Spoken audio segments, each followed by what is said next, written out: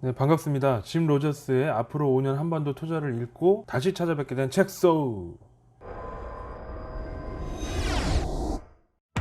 경제 관련 책이라 어려운 내용일 줄 알았는데 한반도를 주제로 해서 그런지 이해가 쉬웠고 생각보다 재미있었습니다. 또한 지금 흥행하고 있는 백두산 영화처럼 남북이 관련되어 있어 무척 흥미로웠습니다. 그럼 앞으로 5년 한반도 투자 시나리오 리뷰 시작합니다. 먼저 짐 로저스는 1942년에 태어나 워렌 버핏, 조지 소로스와 함께 세계 3대 투자자로 불리고 있습니다. 이 책은 짐 로저스의 첫 한국어 출간본으로 기획부터 집필까지 8개월에 걸쳐 그의 철학은 물론 한반도 경제통합의 미래와 세계 투자 지형의 변화 등을 전망하고 있습니다. 짐 로저스는 이 책에서 한반도를 중심으로 일어나는 국제사회 변화의 흐름은 무엇인지, 예측 불가능한 변화 속에서 우리는 무엇에 투자할 것이며 어떻게 판단할 것인지를 설명하고 있습니다. 그러면서 김정은이 추진하고자 하는 경제 개발은 북한의 자본주의화와 경제 개방으로 귀결될 수밖에 없고 북한 핵 문제는 이런 흐름 속에서 해결될 것이라 보고 있습니다. 이러한 북한과의 통일은 한국 경제의 걸림돌인 부채 상황이나 저출산율을 해결할 수 있다고도 보고 있습니다. 북한이 사실 부채가 없기 때문이기도 하지만 북한의 개방으로 철도와 항만의 건설을 통해 일자리가 급격하게 늘어나고 중국과 러시아를 거쳐 런던까지 교통 인프라가 구축되어 한층 더 세계와 연결될 것이기 때문입니다. 남북한 교류가 시작되고 북한의 전력과 철도, 도로 등이 한국과 중국, 러시아 국경을 넘어 유라시아로 이어지게 되면 현재 북한에서 가장 큰 산업인 관광산업 또한 더욱 활성화될 것입니다.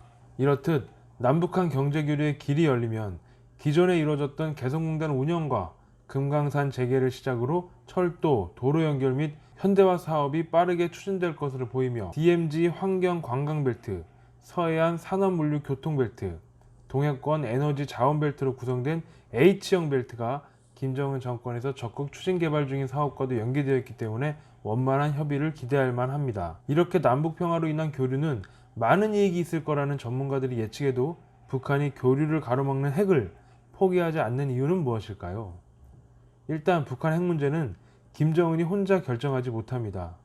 북한은 조선노동당이 지배하는 일당 독재 국가로 조선노동당을 움직이는 것은 특정한 개인이 아니기 때문입니다. 또한 트럼프 대통령은 포괄적이고 전면적인 비핵화 요구를 내놓고 있지만 북한은 핵무기를 보유해야만 권력을 지킬 수 있다고 굳게 믿고 있어 포기하기는 어려울 거란 전망입니다. 개인적인 생각으로는 북한은 경제를 살리기 위해 예전보다 적극적이고 개방적인 자세로 바뀌고 있지만 기존 보수 체제와의 충돌을 우려해 무력 시위를 하는 게 아닌가 합니다. 흔히 동해 쪽으로 발사하는 미사일의 모습이 내부 반발을 사전 차단하기 위한 것은 아닌가 하는 생각이 듭니다. 이러한 상황에서 동북아 에너지 협력 프로젝트는 한반도 평화를 가져올 수 있습니다. 지난 50여 년 동안 세계적으로 석유 매장량이 늘어난 곳은 없었고 공급 감소가 확연하게 드러나는 추세로 봤을 때 석유의 시대는 머지않아 쇠퇴의 길을 걷게 될 것입니다.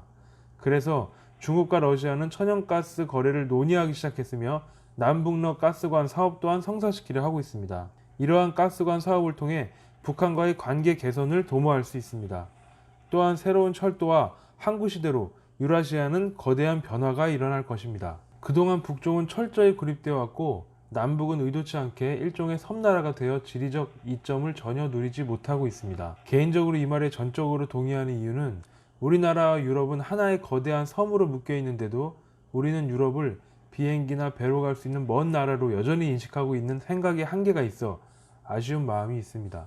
따라서 한반도의 철도와 항구가 열리는 순간 세계의 모든 자본과 물류 그리고 사람들이 한반도를 끊임없이 넘나들게 되리라 확신합니다. 남북한 간 한반도 종단 철도가 이어지면 만주 횡단철도, 몽골 횡단철도, 중국 횡단철도, 시베리아 횡단철도와 모두 이어져 세계 최단거리의 아시아, 유럽, 아시아 통과 회랑이 완성됩니다. 이는 문재인 대통령이 구상한 동아시아 철도 공동체 비전에도 나타나고 있는데 남한과 북한이 끊어진 철도를 이어 한반도 종단 철도를 완성하면 한반도에서 대륙을 거쳐 유럽까지 철의 실크로드가 이어진다는 것입니다. 기존에 서유럽에서 동아시아로 화물을 이동시킬 때 해상을 거쳐 30에서 40일 안팎의 시간이 소요되었지만 철도를 이용하게 되면 13일에서 18일 정도로 단축시킬 수 있습니다. 지난 2018년 6월 한국이 유라시아 대륙의 철도 운영국 협의체인 국제철도협력기구의 정회원으로 가입하게 되면서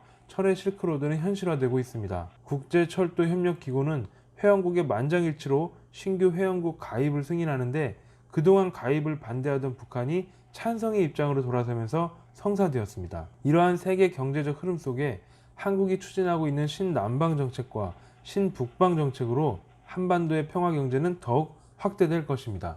신남방 정책은 아세안과 인도 등 신남방 국가들과 정치, 경제, 사회, 문화 등 폭넓은 분야에서 주변 미, 일, 중, 러를 비롯한 사관과 유사한 수준으로 관계를 강화시키고자 하는 새로운 외교 정책이며, 신북방 정책은 러시아 극동 지역과 중국 동북 삼성, 중앙아시아 국가, 몽골 등 국가들과의 경제 협력 활성화를 도모하는 정책입니다. 이러한 신북방 정책은 기약할 수 없는 비전이라고 생각하는 사람이 많을 것입니다. 하지만 과거가 증명하듯 역사는 늘 꿈꾸고 실행하는 사람이 만들어가는 것입니다. 한때 세계에서 가장 역동적이었던 한국 경제가 북한 경제와 통합하여 한반도를 중심으로 일어날 변화가 미국과 중국, 러시아를 넘어 전 세계로 뻗어나가고자 믿어 의심치 않습니다. 여기에 설명되지 않은 다양하고 생생한 이야기가 많이 담겨있는 짐 로저스의 앞으로 5년 한반도 투자를 직접 읽어보시는 것을 추천드립니다. 다음은 소설 쪽으로 살포시 넘어가 보겠습니다. 그래서 고른 책은 베르나르 베르베르의 죽음입니다. 그럼 책소 이만 물러갑니다. 빨리 돌아오겠습니다. 제발.